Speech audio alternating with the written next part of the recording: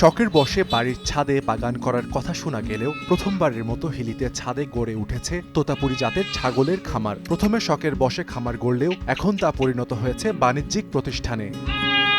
মা মারা গেলেও মরেনি মায়ের স্বপ্ন। বাড়ির ছাদে বেঁচে আছে মায়ের হাতে গড়া ছোট্ট সেই তোতাপুরি ছাগলের খামার। শুরুটা 2014 সালে। হঠাৎ অসুস্থ হয়ে পড়ে মাহিমের মা। মাকে নিয়ে উন্নত চিকিৎসার জন্য পাড়ি দিতে হয় ভারতের বোম্বাই। চিকিৎসা শেষে ফেরার পথে মায়ের আবদারে 1,20,000 টাকা দিয়ে 2টি তোতাপুরি ছাগলের বাচ্চা কিনে আনেন তিনি। নিজ বাড়ির ছাদে লালন পালন করে আসছিলেন মাহিমের মা। হঠাৎ করে তিনি 2018 সালের 16 সেপ্টেম্বরে তোতাপুরি ছাগলছানা ও নিজের সন্তানদের ছেড়ে চলে যান না ফেরার দেশে। মা চলে গেলেও থেমে নেই মায়ের স্বপ্ন, বরং বেড়েছে ছাগল খামারের পরিধি, সেই সঙ্গে বাড়ছে আয়ের উৎস। এই অল্প সময়ের মধ্যে 200 ছাগল বিক্রি করেছেন তিনি, যা থেকে আয় হয়েছে 25 লাখ টাকা। মায়ের স্মৃতি ধরে রাখতেই আজকে ফার্মটি বাণিজ্যিক রূপ নিয়েছে এবং পড়াশোনা শেষ করে এসে চাকরির পিছনে না ছুটে আমি এই ফার্মে মনোনিবেশ করেছি এবং আমি স্বাবলম্বী হয়েছি।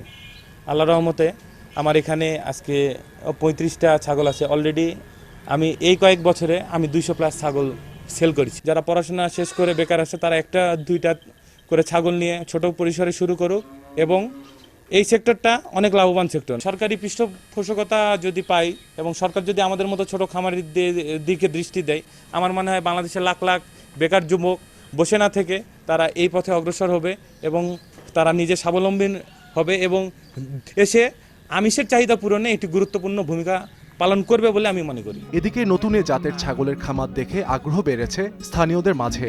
সেই শখের বশত হয়ে এই ছাগল প্রতিপালন করে প্রথমে 2টা, তারপরে এই বিগত প্রায় 6 থেকে 8 বছর এটা হাঁটি হাঁটি পা করে বেশ আগুয়ান হয়েছে।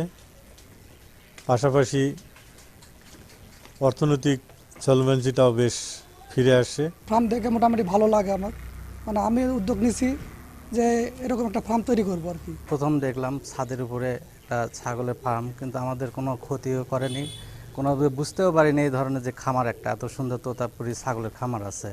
এই কাজ করায় যে বেতনটা পাই 10,000 টাকা, এটাতে আমার সংসার চলে।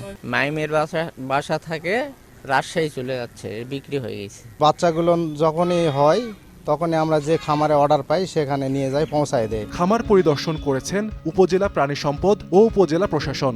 এ জাতের ছাগলের খামারের পরিধি বাড়াতে সহায়তার আশ্বাস তাদের। আমরা প্রাণী সম্পদ দপ্তরের পক্ষ থেকে তাকে সকল ধরনের সহযোগিতা করে আসছি।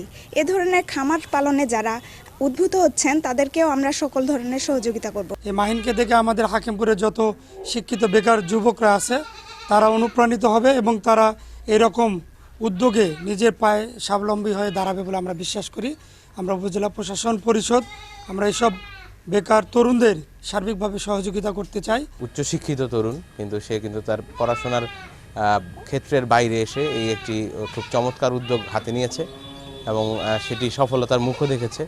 আমরা তার সাফল্য কামনা করি এবং আশা করছি এই উদাহরণটি দেখে আমাদের এই উত্তরাঞ্চলে, বিশেষ করে আমাদের সীমান্তবর্তী হাকিমপুর উপজেলা আরও তরুণরা এই সকল কাজ করতে উদ্বুদ্ধ হবে।